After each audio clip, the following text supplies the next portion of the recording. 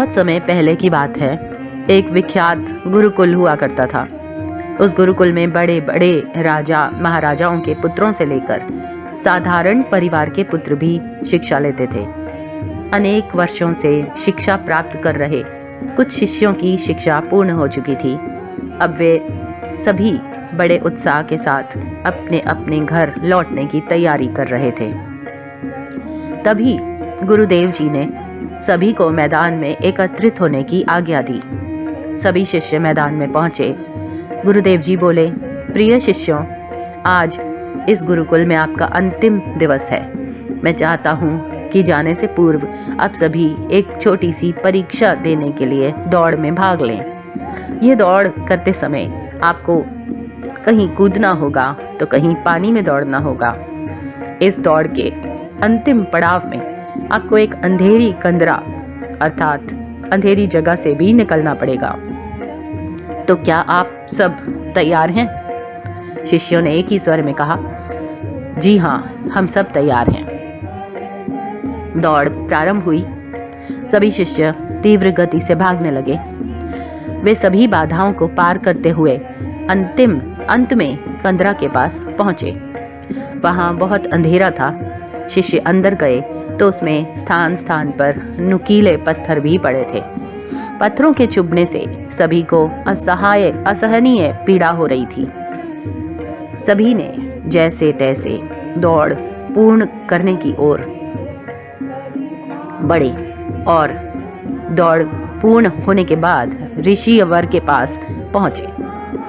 ऋषिवर ने सभी को देखकर प्रश्न किया, पुत्रों, मैं देख रहा हूँ कि कुछ लोगों ने दौड़ बहुत शीघ्र पूरी कर ली और कुछ ने बहुत अधिक समय लिया। भला ऐसे क्यों हुआ? एक शिष्य ने कहा, गुरुजी, हम सभी लगभग साथ साथ ही दौड़ रहे थे, परंतु कंदरा में पहुंचते ही अलग स्थिति आ गई। कोई दूसरे को धक्का देकर आगे निकलने में लगा हुआ था तो कोई संभल कर आगे बढ़ रहा था। कुछ तो ऐसे भी थे जो पाँव में चुभ रहे पत्थरों को उठा कर अपने कोष में अर्थात जेब में रख रहे थे, जिससे उनके पीछे आने वाले लोगों को पीड़ा न सहनी पड़े। इसलिए सबने अलग अलग समय में दौड़ पूरी की। गुरुदेव बोले, ठीक है, जिन्होंने पत्थर उठाए हैं वे आगे आए और मुझे पत्थर दिखाए। कुछ शिष्य सामने आए और अपनी जेब से पत्थर निकालने लगे, परंतु शिष्य जिन्हें पत्थर समझ रहे थे वस्तुतः वे बहुमूल्य हीरे थे। सभी आश्चर्य में पड़ गए और गुरुदेव जी की ओर देखने लगे। गुरुदेव बोले, शिष्यों, मैंने ही इन्हें इस कंदरा में डाला था। दूसरों का विचार करने वाले शिष्यों को ये मेरा पुरस्कार है। ये दौड़ जीवन की भाग दौड़ को दर्शाती है, जहाँ प्रत्येक व्यक्ति कुछ न कुछ पाने के लिए भागता रहता है, परंतु दूसरों का विचार करने से, दूसरों का ध्यान रखने से जीवन समृद्ध होता है। स्वयं में व्यापकता निर्माण होती है।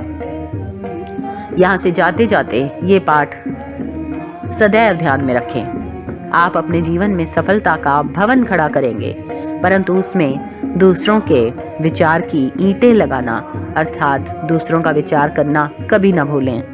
वही